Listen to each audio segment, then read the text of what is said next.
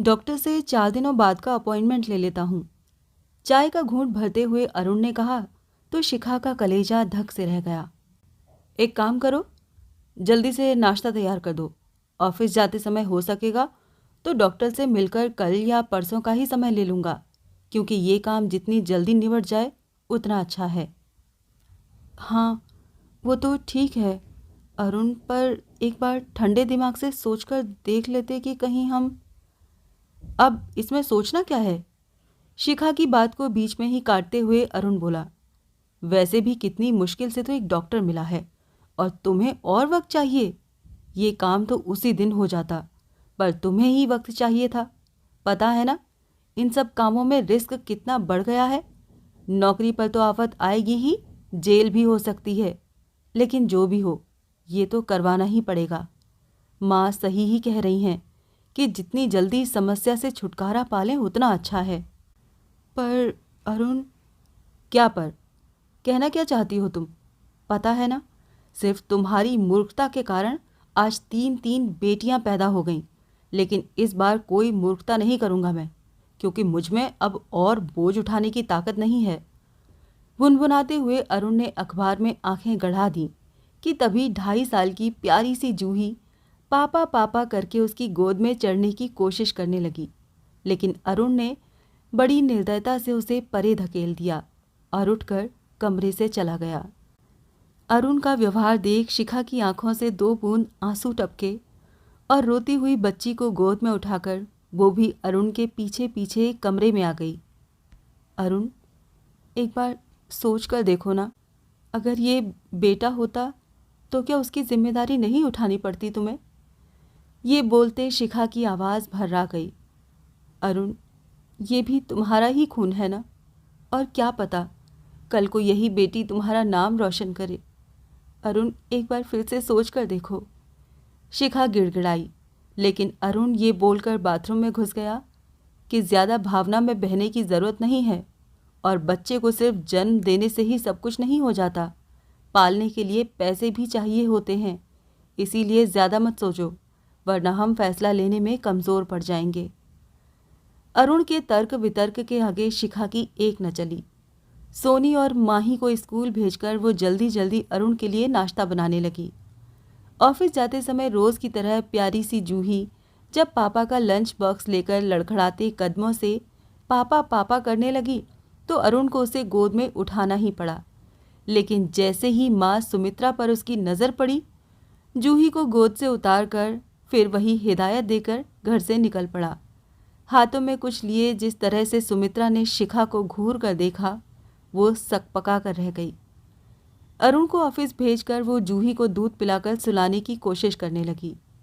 वो जानती थी सुमित्रा को मंदिर से आने में 1 घंटा भर तो लगेगा ही, रोज ही ऐसा होता है। मंदिर में पूजा के बाद भजन कीर्तन करके ही वो घर लौटती हैं।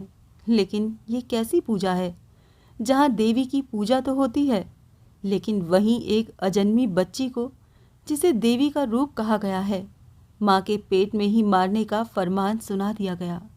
हाँ, सुमित्रा ही नहीं चाहती कि ये बच्ची पैदा हो, वो इस बच्ची को माँ की कोख में ही मार देना चाहती है।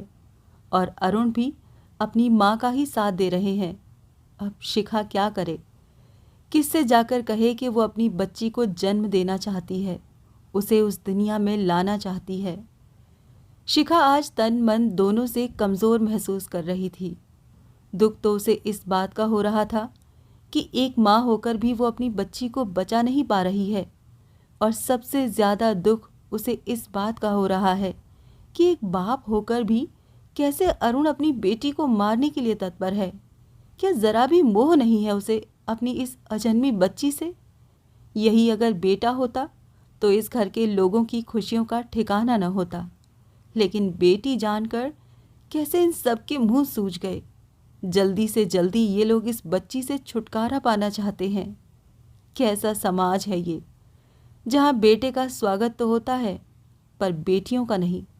लेकिन अगर बेटी ही नहीं रहेगी फिर बहू कहाँ से आएगी? ये क्यों नहीं समझते लोग? अपने पेट पर हाथ फिराते हुए शिखा फफक कर रो पड़ी। वो अपनी अजन्मी बच्ची को मारना नहीं चाहती थी, बल्कि उसे जन्म देना चाहती थी। लेकिन समझ नहीं आ रहा था कि कैसे अपनी अजन्मी बच्ची को इन हत्याओं से बचाए। शिखा का मन करता कभी यहाँ से कहीं दूर भाग जाए ताकि उसकी बच्ची को कोई मार न सके। जो बच्चा अभी इस दुनिया में आया भी नहीं, उसे उसकी माँ की कोख में ही मारने की तैयारी करने वाला कोई और नहीं बल्कि उसके पापा और दादी हैं। लेकिन एक माँ होकर कैसे शिखा अपनी बच्ची को मरते देख सकती थी? शिखा अपनी 3 बेटियों के साथ बहुत खुश थी, लेकिन सुमित्रा को ही एक पोता चाहिए था, जिसके लिए उसे चौथी बार माँ बनने के लिए मजबूर किया गया। शिखा तो सोनोग्राफी करवाना ही नहीं चाहती थी, लेकिन सुमित्रा के आगे उसकी एक न चली। सुमित्रा चाहती थी कि जांच में अगर लड़की निकली तो उसे खराब करवा देंगे, क्योंकि और लड़कियां नहीं चाहिए थी उसे इस घर में। लड़कियों को पालना घाटे के सौदे की तरह देखती थी सुमित्रा। उसकी नज़र में तो बेटा ही वंश कहलाता है और बेटा ही अपने माता पिता को मोक्ष दिलाता है।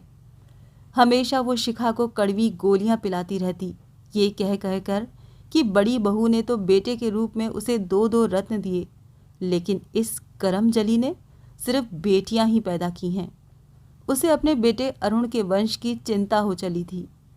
कैसे भी करके वो शिखा से एक बेटा चाहती थी, लेकिन सुमित्रा को ये नहीं पता कि बेटा या बेटी होना अपने हाथ की बात नहीं है, और एक माँ के लिए तो बेटा और बेटी दोनों अपनी ही संतान होती हैं। लेकिन पता नहीं सुमित्रा को ये बात समझ में क्यों नहीं आती थी।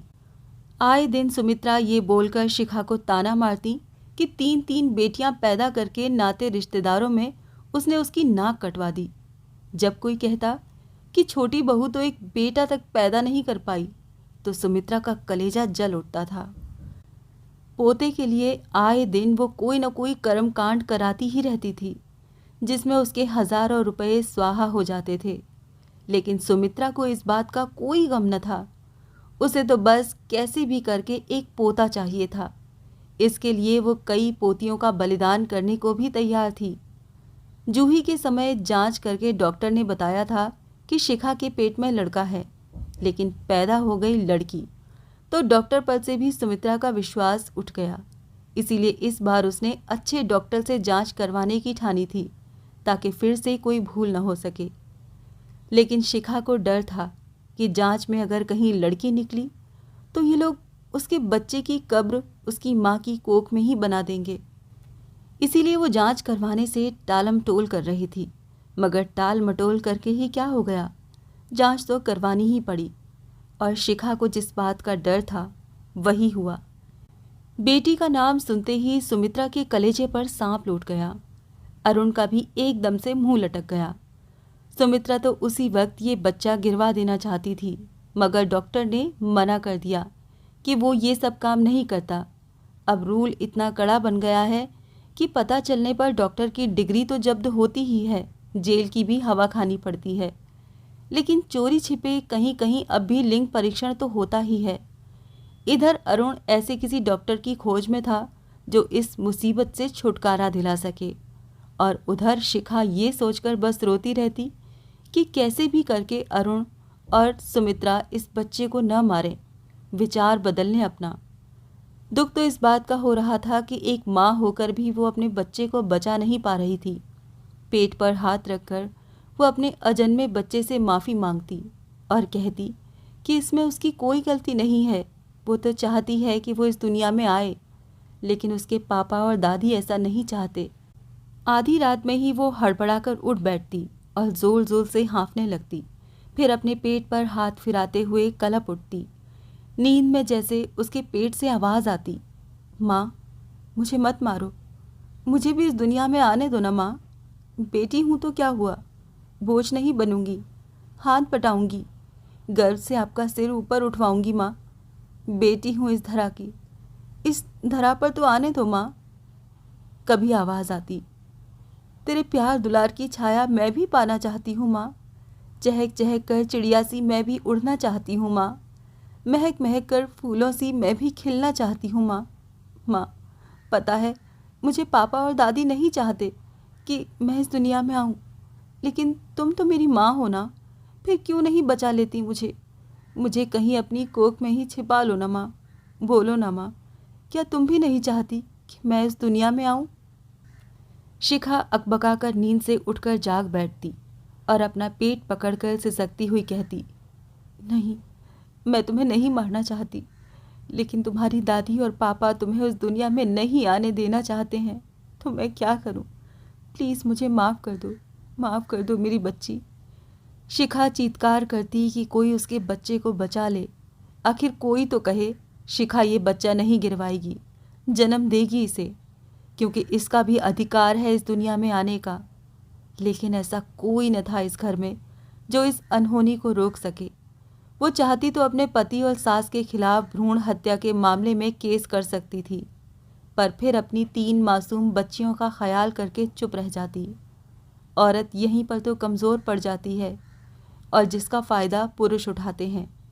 लेकिन यहाँ तो एक औरत ही औरत की दुश्मन बनी बैठी थी। एक औरत ही नहीं चाहती थी कि दूसरी औरत इस दुनिया में आए। भगवान और पूजा पाठ में अटूट विश्वास रखने वाली सुमित्रा से किसी बाबा ने कहा था कि महापूजा करवाने से ज़रूर शिखा को इस बार लड़का होगा। उस बाबा की बात मानकर पूजा पर हज़ारों रुपए खर्च करने के बाद भी जब शिखा के पेट में लड़की होने की बात पता चली तो बाबा बोले कि ज़रूर उस पूजा में कोई चूक रह गई होगी, जिसके चलते शिखा के पेट में फिर से लड़की आ गई। बेटे के लिए शिखा ने वो सब किया जो सुमित्रा उससे करवाती गई। इसके बावजूद उसके पेट में लड़की आ गई तो क्या करे वो? अंधविश्वास का ऐसा चश्मा चढ़ा था सुमित्रा की आंखों पर कि एक भी काम वो बाबा से पूछे बिना न करती थी। अभी पिछले महीने ही ग्रह शांति की पूजा के नाम पर उस बाबा ने सुमित्रा से हज़ारों रुपए ऐंठ लिए, लेकिन यही सुमित्रा ज़रूरतमंदों या किसी गरीब असहाय इंसान की एक पैसे से भी मदद कर दे। आज तक ऐसा नहीं हुआ कभी। दया नाम की चीज़ ही नहीं है सुमित्रा के दिल में। तीनों पोतियां तो उसे फूटी आंख नहीं सुहाती। जब देखो उन्हें झिड़कती रहती है। बात बात पर ताना उल्हाना तो मामूली बात है, लेकिन जब नाते रिश्तेदारों के सामने भी सुमित्रा शिखा और उसकी बेटियों का अपमान करती है तो उसका कलेजा दुख जाता है। ऑफिस से आते ही अरुण ने बताया कि डॉक्टर ने कल का समय दिया है और इसके लिए उसने छुट्टी भी ले ली है। शिखा ने उसकी बात का कोई जवाब नहीं दिया और किचन में चली गई। समझ नहीं आ रहा था उसे कि वो क्या करे। कैसे कहे अरुण से कि वो अपनी बच्ची को नहीं मारना चाहती, जन्म देना चाहती है इसे, क्योंकि इसका भी हक है उस दुनिया में आने का। लेकिन जानती है कि इस बात का इस घर में कोहराम मच जाएगा और अरुण तो वही करेगा जो उसकी माँ चाहती है। इसीलिए वो आंसू पी कर रह गई। रात में जब अरुण अपने लैपटॉप पर व्यस्त था तब बड़ी हिम्मत जुटाकर शिखा बोली, अरुण सुनो, मत करो ना ऐसा। गलती क्या है इसकी? यही ना कि ये एक लड़की है। लेकिन आज लड़कियां किसी भी बात में कम है क्या? सानिया मिर्ज़ा, झूलन गोस्वामी, ये सब बेटियां ही तो हैं। क्या इन्होंने अपने माता पिता का नाम ऊंचा नहीं किया? और अपने ही घर में खुद नीता दीदी को देखो ना, आज वो इतने बड़े बैंक में मैनेजर हैं। बैंक की तरफ से विदेश भी जा चुकी हैं। गरीब परिवारों की बेटियों को भी देख लो ना। जब परिवार पर जिम्मेदारियों का बोझ पड़ा तो बेटियां ऑटो रिक्शा और ट्रेन तक चलाने लगीं। आज की बेटियां तो चांद तक पहुंच चुकी हैं, हवाई जहाज उड़ाने लगी हैं। शिखा की बात पर कोई ध्यान न देकर अरुण वैसे ही लैपटॉप चलाता रहा। अरुण देखना, हमारी बेटियां भी एक दिन हमारा नाम ज़रूर रोशन करेंगी, ये मेरा विश्वास है। अरुण देखो, छुओ मेरे पेट को, कि क्या तुम्हारे दिल में अपनी बच्ची के लिए दर्द नहीं हो रहा? फिर कैसे तुम इसे मरते देख सकते हो? प्लीज़ अपना फ़ैसला बदल लो। बेटियां तो आने वाला सुनहरा कल होती हैं। हमें ही देख लो ना, हम 4 बहनें ही हैं, तो क्या हम अपने मम्मी पापा का ध्यान नहीं रखते? रखते हैं ना। बारी बारी से हम उनकी जिम्मेदारी बड़ी शिद्दत से निभाते आए हैं। बेटियां बोझ नहीं होती हैं अरुण। एक बार मेरी बात पर विचार करके देखो, अभी भी कुछ नहीं बिगड़ा है। अरुण लैपटॉप शट डाउन करते हुए बोला कि वो अपनी माँ की बात से बाहर नहीं जा सकता। सो प्लीज़ वही बातें बार बार दोहराकर उसका मूड खराब न करो। ये बात तो तय थी कि ये सब सुमित्रा के कहने पर ही हो रहा था। वो नहीं चाहती थी कि शिखा बेटी पैदा करे। वही चाह रही थी जितनी जल्दी हो इस बच्चे को गिरवा दिया जाए। हाँ, माना कि अरुण को भी बेटी की चाह है, पर अपनी बच्ची को मारना उसे भी अच्छा नहीं लग रहा था। अरुण ने आज तक अपनी माँ की एक बात भी नहीं काटी। उन्होंने जो कहा उसने किया। यहाँ तक कि शिखा से शादी भी उसने अपनी माँ के कहने पर ही की थी, वरना तो उसकी पसंद कोई और थी। तो आज वो अपनी माँ के फैसले से अलग कैसे जा सकता था? समाज और लोग ये क्यों नहीं समझते कि प्रकृति ने बेटियों को भी बेटे के बराबर जीने का हक दिया है। उसे भी इस हवा में सांस लेने का जितना अधिकार है, उतना लड़कों को, और माँ के पेट में बेटों की तरह बेटियां भी तो 9 महीने रहती हैं। फिर वो इस दुनिया में क्यों नहीं आ सकती? कोई तो जवाब दे।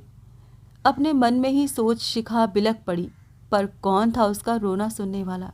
कोई तो नहीं। वो पति जो उसके साथ 7 वचनों में बंधा था, वो भी नहीं।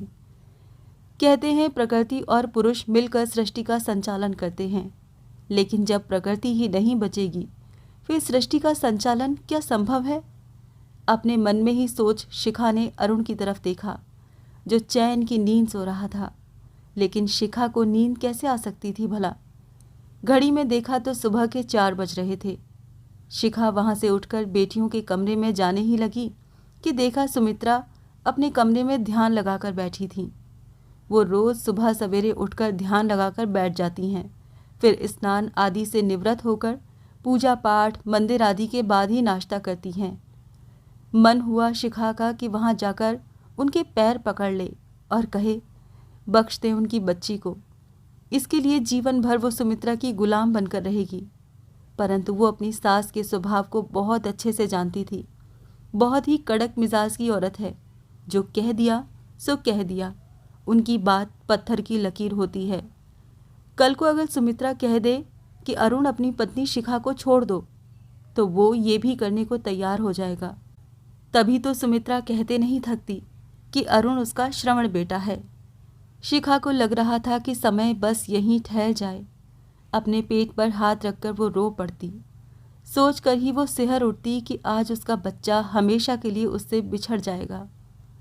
फोन की आवाज़ से शिखा चौंक उठी। अरुण का फ़ोन बज रहा था। उसे जगाकर शिखा खुद किचन में चली गई। सुमित्रा को चाय देकर वह अरुण के लिए चाय लेकर कमरे में पहुंची तो देखा कि वो बाथरूम में था। आश्चर्य हुआ कि बिना चाय पिए अरुण की नींद आज कैसे खुल गई। शायद बेटी के मरने की खुशी में नींद खुल गई होगी। सोचकर शिखा का मन कड़वा हो गया। वो कंबल समेट ही रही थी कि अरुण कहने लगा, जल्दी से उसके कपड़े जमा दे, अभी आधे घंटे में निकलना है। पर कहाँ? शिखा ने अचकचा कर पूछा। आज तो आपने छुट्टी ले रखी है और हमें अस्पताल जाना था एबॉर्शन के लिए। वो सब छोड़ो अभी। शिखा की बात को बीच में ही काटते हुए अरुण बोला, मुझे अभी दिल्ली के लिए रवाना होना पड़ेगा। कल बहुत बड़े क्लाइंट के साथ अर्जेंट मीटिंग है। जानती हो शिखा, अगर ये मीटिंग सक्सेस रही तो इस बार मेरा प्रमोशन होना तय है, और सबसे बड़ी बात कि बॉस ने इस काम के लिए मुझे चुना है। ये बहुत बड़ी बात है। अरुण काफ़ी खुश लग रहे थे। उनकी खुशी उनके चेहरे से साफ झलक रही थी। लेकिन जाते जाते अस्पताल का काम वो सुमित्रा को थमा गए। शिखा ये सोचकर बस रोए जा रही थी कि जिस बच्ची को उसने अपनी कोख में 3 महीने संभाल कर रखा, आज उसे उसके शरीर से नोच कर फेंक दिया जाएगा। जूही को गोद में लिए शिखा अस्पताल जाने के लिए घर से निकल ही रही थी कि सुमित्रा का फ़ोन घनघना उठा। जाने उधर से किसने क्या कहा कि फ़ोन सुमित्रा के हाथ से छूटकर नीचे गिर पड़ा और वो खुद भी लड़खड़ा कर ज़मीन पर गिर पड़ी। मम्मी जी, क्या हुआ आपको? शिखा घबराकर सुमित्रा को उठाने लगी, लेकिन सुमित्रा वो निशा बोलकर बेहोश हो गई। शिखा ने जब फ़ोन उठाया तो सुनकर वो भी सन्न रह गई। अस्पताल से फ़ोन था, निशा का एक्सीडेंट हो गया।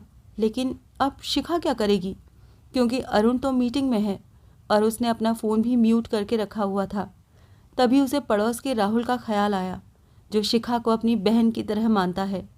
सारी बातें जानने के बाद वो सुमित्रा के साथ बम्बई जाने को तैयार हो गया और जो सबसे पहली फ़्लाइट मिली उसमें टिकट कराकर वो तुरंत बम्बई के लिए रवाना हो गए।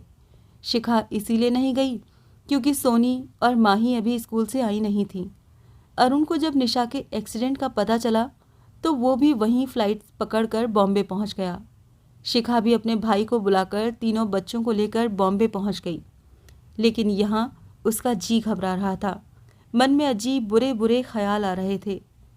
दरअसल निशा अपनी गाड़ी से जब घर आ रही थी तभी पीछे से एक ट्रक ने उसे जोर का धक्का दे दिया और गाड़ी दूर जाकर पलट गई। ट्रक वाला तो वहां से 9-11 हो गया, लेकिन आसपास के लोगों ने तुरंत पुलिस को फ़ोन करके निशा को गाड़ी से बाहर निकालने की कोशिश की। खून से लथपथ निशा को जल्दी अस्पताल पहुंचाया गया, तब जाकर उसका इलाज शुरू हुआ, वरना तो शायद वो बच भी न पाती। पता चला कि ट्रक ड्राइवर शराब पीकर गाड़ी चला रहा था। अक्सर हमें सुनने को मिलता रहता है कि शराब पीकर गाड़ी चालक ने 4 लोगों को कुचल डाला, फूड स्टॉल पर खाना खा रहे लोगों पर गाड़ी चढ़ा दी। जाने क्यों लोग ऐसी हरकतें करते हैं। खुद की जान तो जोखिम में डालते ही हैं, दूसरों की जिंदगी भी तबाह कर देते हैं। खैर, शुक्र था कि निशा की जान बच गई, लेकिन अभी उसे 1-1.5 महीना और अस्पताल में रहना होगा। डॉक्टर का कहना था कि निशा की कमर और हाथ पैरों की हड्डी के जुड़ने में वक्त लगेगा। अपनी बेटी की हालत देखकर अभी भी सुमित्रा के आंसू रुक नहीं रहे थे। बार बार उसके दिमाग में यही बात चल रही थी कि अगर निशा को कुछ हो जाता तो वो भी मर जाती। माँ, अब दीदी ठीक हैं, आप चिंता मत करो, और डॉक्टर ने कहा है दीदी अब खतरे से बाहर हैं, फिर आप रो क्यों रही हो? माँ, अब मुझे निकलना होगा, क्योंकि शिखा को डॉक्टर के पास भी तो लेकर जाना है ना। अभी थोड़ी देर पहले डॉक्टर का फ़ोन आया था, कह रहे थे इस काम में जितनी ज़्यादा देर होगी रिस्क उतना ही ज़्यादा बढ़ेगा, इसीलिए जाकर ये काम निपटा ही लेता हूँ, अरुण बोला। आज सुमित्रा भली प्रकार से शिखा का दर्द महसूस कर पा रही थी। अपने बच्चे के लिए माँ की तड़प वो बहुत गहराई से महसूस कर रही थी। शिखा भले ही चुप थी, मगर उसके दिल में क्या चल रहा है सुमित्रा से छिपा न रहा। यही कि आज जब अपनी बेटी की जान पर बनाई तो किस कदर सुमित्रा छटपटा उठी। फिर यही उसने शिखा के लिए क्यों नहीं महसूस किया। माँ और बच्चे का रिश्ता तो हर रिश्ते से बड़ा होता है, क्योंकि उनका रिश्ता 9 महीने ज़्यादा होता है। एक माँ अपने बच्चे को अपने खून से सींचती है, फिर कैसे एक माँ उसके बहते खून को देख सकती है। भला अपनी करनी की सोचकर सुमित्रा का रोम रोम सिहर उठा कि कैसे वो एक माँ की गोद उजाड़ने चली थी, और होती कौन है वो ऐसा करने वाली। आज जब उसकी बेटी पर मुसीबत आ पड़ी तब उसे एहसास हुआ कि वो शिखा के साथ कितना बड़ा अन्याय करने जा रही थी। ये मैं क्या करने जा रही थी? प्रकृति के साथ खिलवाड़ करने जा रही थी। एक माँ से उसके बच्चे को छीनने का पाप करने जा रही थी। कितनी बड़ी पापिन हूँ मैं। नहीं, मैं ऐसा नहीं होने दूंगी। मेरी पोती इस दुनिया में ज़रूर आएगी। अपने मन में ही सोचकर सुमित्रा उठ खड़ी हुई। रुको अरुण, अब कोई अबॉर्शन नहीं होगा, बल्कि मेरी पोती इस दुनिया में आएगी। ये सुनकर अरुण हैरान हो गया कि माँ सुमित्रा ये क्या बोल रही है। कल तक तो यही मेरे पीछे पड़ी थी कि जितनी जल्दी हो इस मुसीबत से छुटकारा पाओ। क्या सोच रहे हो? यही ना कि कल तक मैं जिस बच्चे से नफरत करती थी, अचानक आज मुझे क्या हो गया? तो आज मुझे अपनी गलती का एहसास हो चुका है। अरुण, मैं जो करने जा रही थी वो गलत ही नहीं, बल्कि महापाप था। अपनी बेटी को जिंदगी और मौत से जूझते देख मैं खुद कितनी मौतें मरी हूँ, ये मैं ही जानती हूँ। एक एक पल कैसे कटा मेरा नहीं बता सकती तुम्हें। फिर उस माँ का क्या हाल होगा जिसकी आंखों के सामने ही उसकी बेटी के टुकड़े कर दिए जाएंगे। मैंने तय कर लिया है कि मेरी धरा यानी इस धरती पर वो ज़रूर आएगी। शिखा को अपने सीने से भींचते हुए सुमित्रा कलपते हुए बोली, बहू, मुझे माफ़ कर दो। मैं पुत्र मोह में अंधी हो गई थी, इसीलिए तुम्हारा दर्द समझ नहीं पाई।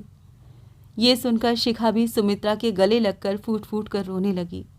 आज अरुण भी दिल से अपनी माँ का शुक्रगुजार था, क्योंकि उन्होंने उसकी अजन्मी बेटी की जिंदगी बख्श दी थी। शिखा को नहीं पता कि उसे कितना दुख हो रहा था अपनी ही बेटी को मारने का सोचकर भी।